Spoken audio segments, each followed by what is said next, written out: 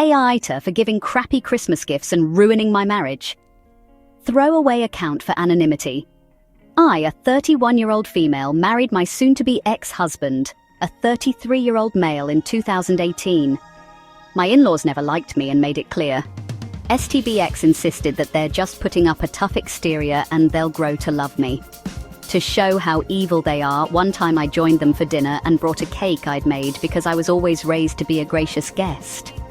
When I stepped into the kitchen and offered the cake to his mother as a thank you for inviting me, she took the plate over to the garbage bin, dumped it in and handed me the plate back.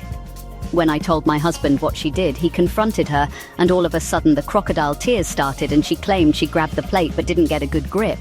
I let go too quickly and it fell to the floor, so of course it had to be thrown away. My sister-in-law confirmed that was what happened. My STBX owned his own business and they called me a gold digger behind his back. Of course, they insisted on a prenup, which I didn't care about because I never thought my marriage would end and it would appease them and may allow them to finally treat me kindly. Nope. His business failed once COVID hit. We went through his savings and my own trying to keep it afloat. I refused to go into debt to keep it going, so he closed it down. In 2022, he was suffering from really bad depression because he lost his business and couldn't find new work. He suggested we move to his hometown, closer to his family, so he had a larger support network. Against my best judgment, we did. He wanted to only work part-time while he tried to restart his business, so I became the main breadwinner. And as with most wives, I became the person in charge of buying gifts.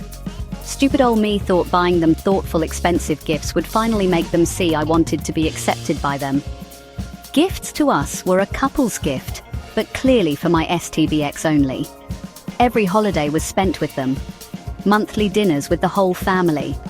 After a year, I realized that if I ever tried to talk or join a conversation, everyone would go quiet, so I just stopped talking when I visited. In early December, they finalized plans for Christmas. A few days later, my STBX said his family decided they didn't want me to join them for Christmas Eve dinner and Christmas lunch because I ruined the family vibe. I replied, fine, we'll do our own thing instead. My STBX sheepishly looked away and said he was still going to go. I was livid and so disappointed in him. That was the moment I knew my marriage was over. So I returned the presents I'd bought for his family. In their place, I got one pair of novelty business socks for my father-in-law, a supermarket brand bottle of shampoo for my mother-in-law, the nastiest perfume I could find at the dollar store for my sister-in-law. The most expensive gift was a large rawhide bone for my brother-in-law and his wife's chihuahua, too big for it to get its jaw around, rendering it useless. I saved about $600 to put on a deposit for a new apartment. My husband came home from Christmas lunch telling me I humiliated him and embarrassed him in front of his family. I asked him why would he think I'd buy nice gifts for people who clearly don't like me and don't want me around. Served divorce papers last week.